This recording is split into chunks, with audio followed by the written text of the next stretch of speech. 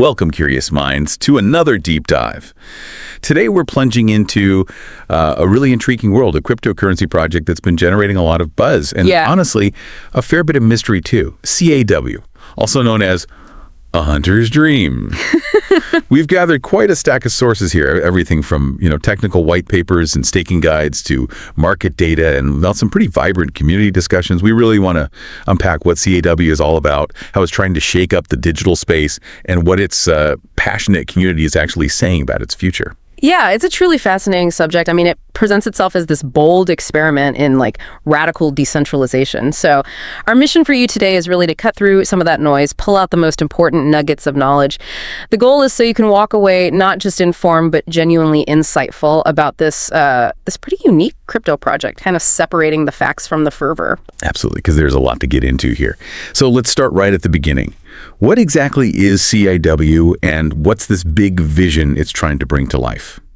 Okay, first off, the basics. CAW emerged as an ERC-20 token, so it's built on the pretty robust Ethereum network. That's the technical foundation. But what's really striking, I think, what sets it apart is its core identity, its philosophy. Well, what's fascinating here is that CAW positions itself as a decentralized social clearinghouse. Now, that's a pretty unique term, right?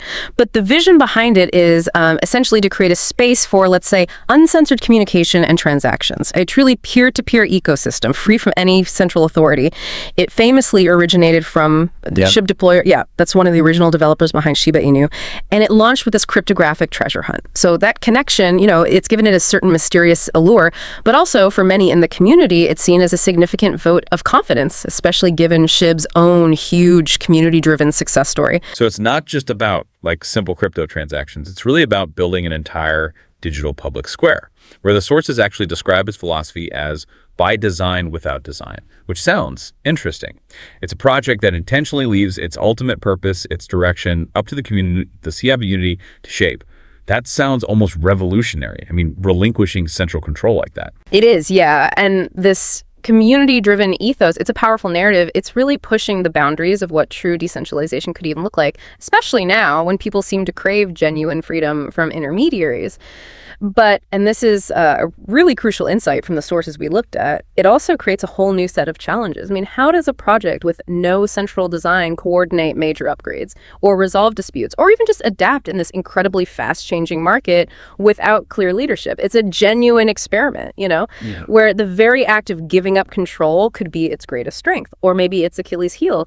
It's kind of aiming to revisit those core ideals that maybe, perhaps some believe, original projects like Bitcoin eventually strayed from. Right. And to really hammer home this decentralized nature, the sources emphasize that CAW, by design, has zero official social media channels, no partner projects, no planned future releases. It truly just hands the reins over to the community.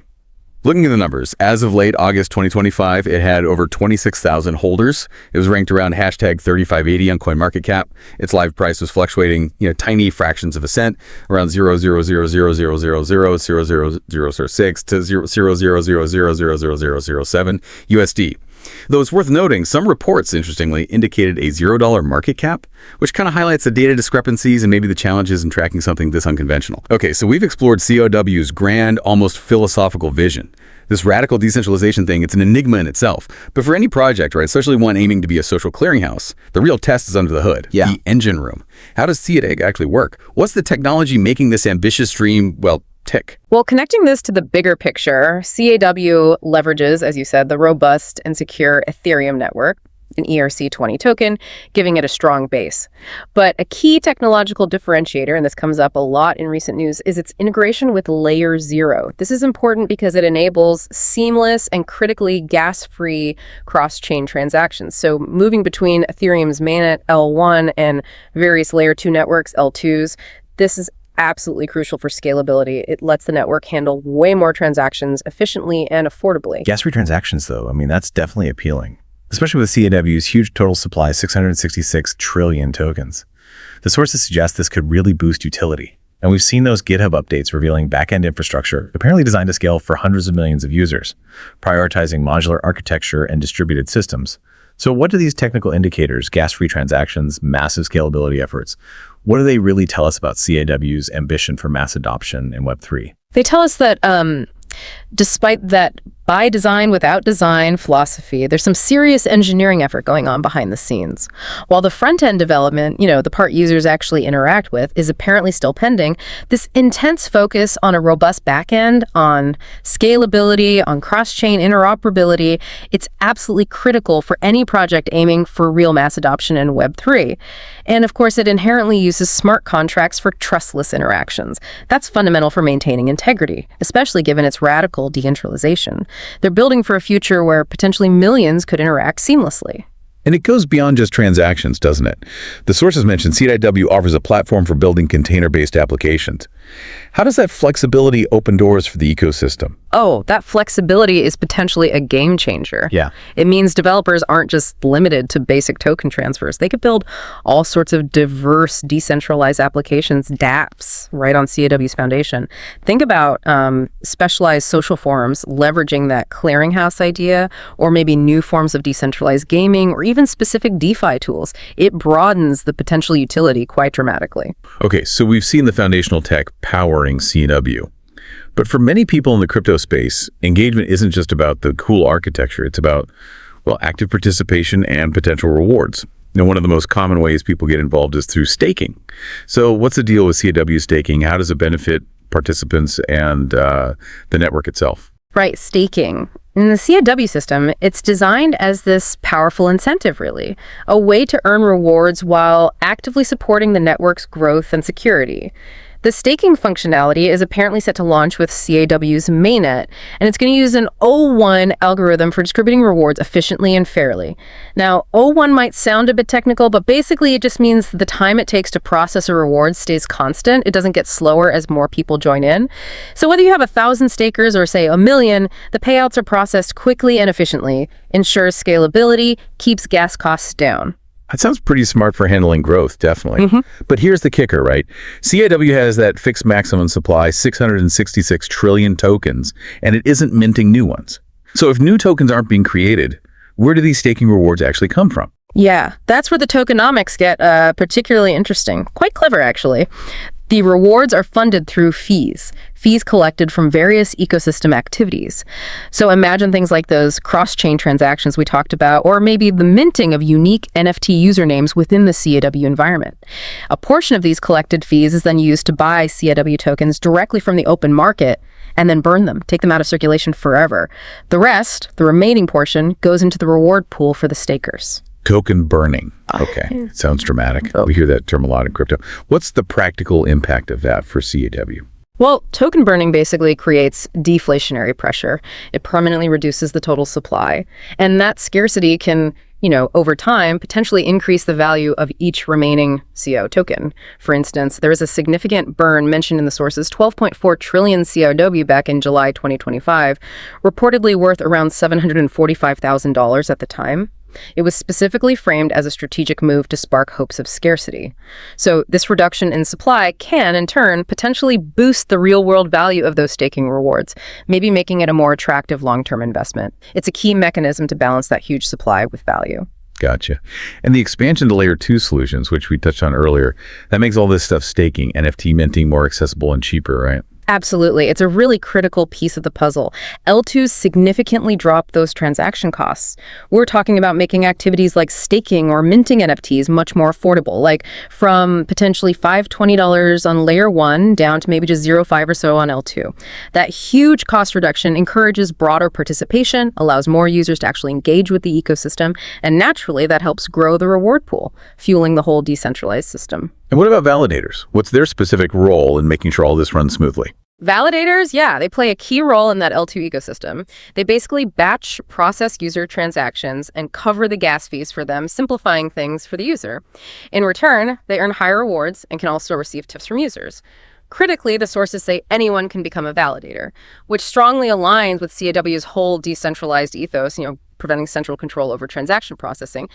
So for you, the listener, if you're thinking about maximizing staking rewards, the tips usually include staking early, staking long-term, actively participating in ecosystem activities that generate fees, and keeping an eye on L2 activity. Right. So staking offers not just potential financial rewards, but it's also framed as a way to actively contribute to and support this vision of a decentralized social network, one that prioritizes free speech and user empowerment. It ties directly back into that whole social clearinghouse idea. Okay, so we have this fascinating mix. Radical decentralization, some pretty robust back-end tech, innovative tokenomics. But what are the actual real-world applications CAW envisions for itself? And maybe even more critically, what is the community actually saying about it all? Because that seems key here. Yeah, CAW envisions pretty broad utility, definitely extending beyond just being a simple token. Its primary application, like we discussed, is meant to be that decentralized social clearinghouse, enabling uncensored interactions. But it also aims to be a backbone for things like decentralized gaming rewards, letting creators monetize content directly, powering prediction markets, facilitating DAOs, decentralized autonomous organizations, and serving as a foundation for various DeFi applications, like lending or yield farming. The scope is pretty ambitious, really trying to cover a lot of the Web3 landscape, and the sources do list some compelling pros for this vision. Things like comprehensive market data available on platforms like MEXC, those staking rewards we just covered, and its accessibility on major exchanges, MEXC, Binance. Although one source did specifically point out it's not yet on coins.ph, for example. But on the flip side, the sources also flag some really serious cons, particularly, it seems, for new investors looking at CAW. Exactly. Yeah, the listed cons paint a picture of significant risk. Definitely. They include things like limited information availability compared to more established cryptos, high investment risk due to extreme price volatility, and an uncertain circulating supply. That phrase, uncertain circulating supply, is pretty crucial as it makes accurate valuation really challenging. One source specifically cited high price volatility, mentioning like a 2.87% decrease in just 24 hours and a nearly 20% drop, 19.68% over 30 days. That kind of rapid fluctuation can be pretty alarming for investors and really highlights the speculative nature of it all. Okay, now this is where the picture of CAW gets truly complex, I think, and really fascinating. We look at the tech, the tokenomics, but the heart of this project, by its very design, seems to lie with its community. We dove into discussions on platforms like Reddit, and what we found was just this vibrant, almost polarized mix. Extreme bullishness on one side, stark caution on the other. How do these contrasting viewpoints shape our understanding of CAW? And what should, our listener make of them? That brings us to a critical challenge for anyone looking at CAW, doesn't it? How do you, as an investor or maybe just an enthusiast, navigate such intensely contrasting viewpoints, where one side sees this immense potential and the other sees significant red flags? On one hand, you've got the fervent CAW army. They see it as a legit project.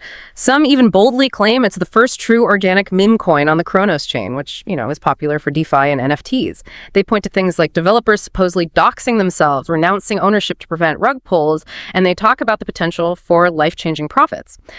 A common refrain you hear is that supply means absolutely nothing compared to market cap potential, especially in that meme coin space. Right. And then, completely on the other side, you see these far more cautious voices, calling it just a gamble, a meme coin with no utility, warning that people will eventually just unload their bags and that it will inevitably crash.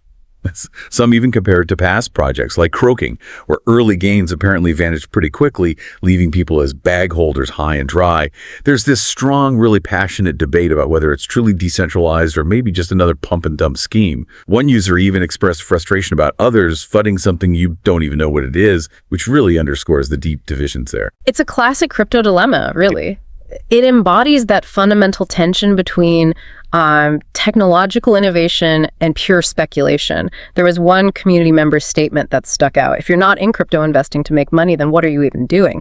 That perfectly reflects this highly speculative nature driving so much of the discourse. However, it is important to balance that view with the ongoing technical strides we noted earlier. That recent Layer 0 integration, the GitHub infrastructure reveals for scalability, the ongoing token burns, they all suggest active development, and maybe a longer-term vision behind the scenes, despite the community's emotional roller coaster. So, given this unique community-driven nature and all these conflicting viewpoints, what does this actually mean for CAW's future roadmap? How does a project with no design actually chart its course forward? Well, the roadmap, as you might guess, given the whole ethos, is indeed community-driven. There's no official team dictating terms. The sources we looked at indicate key milestones, include things like a front-end launch, maybe targeting Q4 2025 for broader protocol accessibility, continued cross-chain expansion via layer 0 to enhance that interoperability, and the future development of some kind of community governance structures. However, this model isn't without its risks, obviously. The very lack of structured governance could potentially slow down crucial decision-making. And delayed front-end work, especially in this highly competitive, fast-moving market, risks losing momentum or just failing to attract new users. It's a real tightrope walk, isn't it, between pure decentralization and practical execution. Wow. This deep dive into CAW, it truly paints a picture of a project living right on the cutting edge. Web3 innovation on one side, fervent community speculation on the other. It's clearly got an ambitious, almost utopian vision for decentralized social interaction, and it's backed by some solid technical developments like that layer 0 integration and the scalability efforts we discussed. But it also starkly highlights the inherent risks in the crypto space, doesn't it? Especially for projects that really embrace this by design without design ethos, relying so heavily on community momentum and perception to guide their path. It's tricky. The tension between its decentralized ideals, its tangible technical progress, and the, intensely speculative nature of its market is just undeniable. It's fascinating to watch. So what does this all mean for you, our listeners, as you think about the future of decentralized platforms, whether you're intrigued by its radical vision for a truly free social clearinghouse, or maybe you're wary of the inherent volatility and the risks involved? CAW is certainly a project to keep a close eye on. It really does seem to embody that hunter's dream in terms of potential rewards, but also very much the hunter's challenge in navigating its unique complexities. Yeah. And that leads us to maybe a provocative thought for you to mull over. In this quest for true radical decentralization, can a project actually thrive long-term with a roadmap built purely on collective will, on emergent community consensus? Or does sustained success ultimately require perhaps a more defined, even if it's still community-guided, hand to steer it through the inevitable challenges ahead? Something to think about.